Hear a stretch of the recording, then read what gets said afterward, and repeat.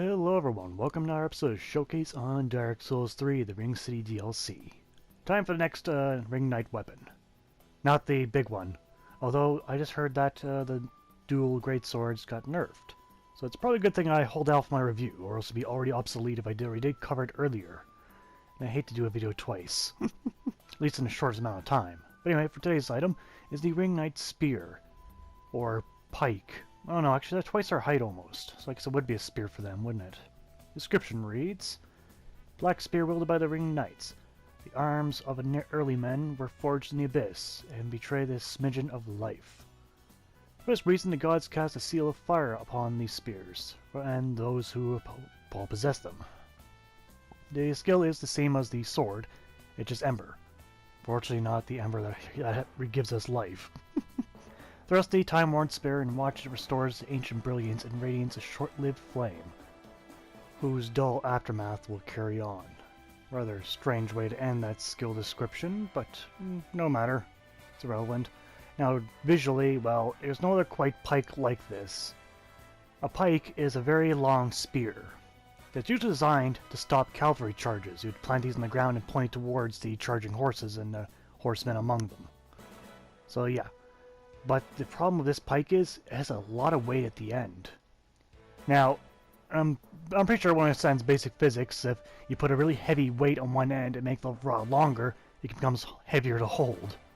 This is the principle here. Pikes were not designed to be very heavy at the end.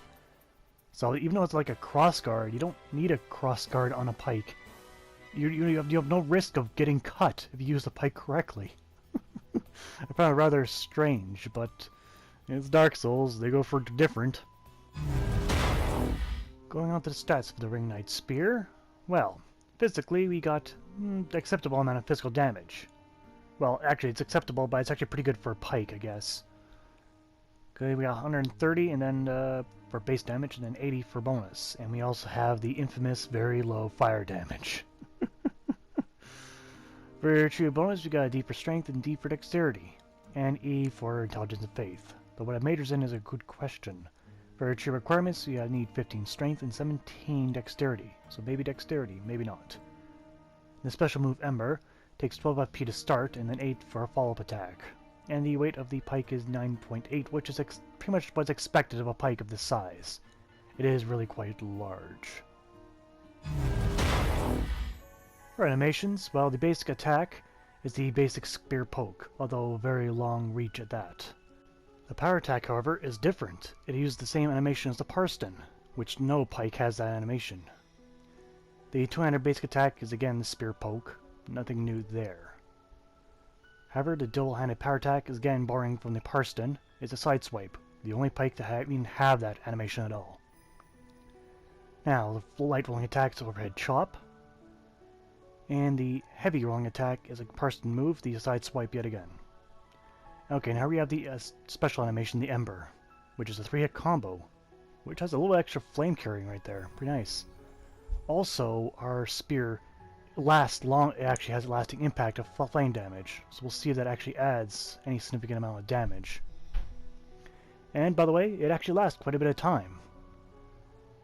So, longer than most effects, to be honest. So, it doesn't fade away very quickly. Using the weapon in the left hand is ultimately quite pointless. Now, since there's no room to actually sprint an attack, I use some backstep. It's the same as a sprint attack. So as you see there, it's a rapid poke. Oh well. When upgrading the Ring Knight Spear, we'll be much using Twinkling Titanite, which is no surprise. Same as used for the Ring Knight Longsword. But the surprising thing is, for sheer bonus, the tree bonus for strength goes to a C, which I expected the dexterity to go first. Otherwise, every upgrade is pretty significant. But I do have to say, now we're at the final upgrade, this pike is weaker than the others. Yes, it is a bit of a significant problem here. It is weaker than the other pikes, and I'll show you now. So we have the Ring Knight Spear, and I'm going to go cycle to the other ones. So I have the Great Lance, which you see is significantly more stronger, and the Long Knight Long Spear, which is also stronger. Both of them are. So it's far from the strongest Great Spear, or pike. And because of its strengthening Titanite, it cannot be infused at all. So yeah, great. And also cannot be buffed either in the field. So it's actually quite a bit working against this pike, isn't it? This is down to its combo. But let's hope that combo is nice and powerful. In terms of reach, they all have the same reach, so don't worry about that. Just down to the firepower now. Or damage. Okay, come on, I just want that backstab. I did the animation, there we go. So that's the usual amount of damage. Okay, now let's do this combo before he gets up, and that combo does a lot of damage. Now that's stronger than any of the pike in this game. You got that much a guarantee. Now, I did poke that deacon to death, and he did just shy of 300 damage per hit. So let's see when it wears off how much damage it does. Let's see. Poke. So did 23 less damage. That is a very small amount. That is a very small amount. The deacons have no fire resistance, to my knowledge. Alright, so try and go through a shield now. The power attack bounced off, and I'm pretty sure a normal attack would too. So does the spear combo. Yep. Okay, you can't get through a shield with this spear, or this pike. But how well does it work against the gargoyle, who has fire resistance? It's a good question, since there is a bit of delay when using the various moves. Okay. Lucky can't be so easily interrupted, once you've begun that at least. It's alright. I won't say it's immensely powerful, but it's an acceptable amount. So, the combo is pretty much the best thing for this pike. That and a wide-reaching attack.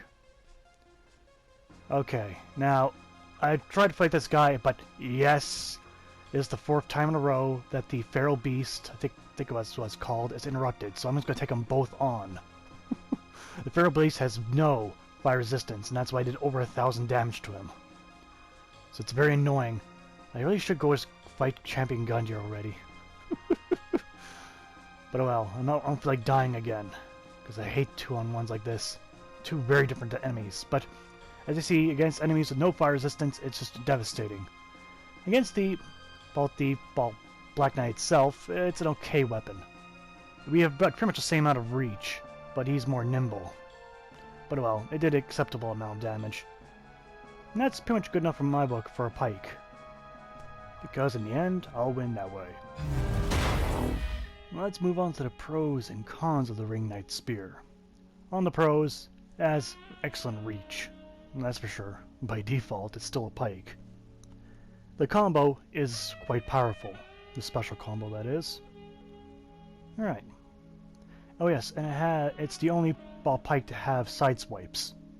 Borrowed from the Parston Spear. So that's the only one. That's significant there. Going on to cons. It cannot be infused or buffed. It is not the strongest pike. A little disappointing given it's the last DLC and the last pike we're going to get in the game. So yeah. And that is pretty much the only cons. Not truly that significant, but just a little disappointing. Going on to the score for the Ring Knight Spear. Damage, I give it 8 out of 10. That combo is plenty powerful, although it can be a bit taxing to pull it off against nimble opponents.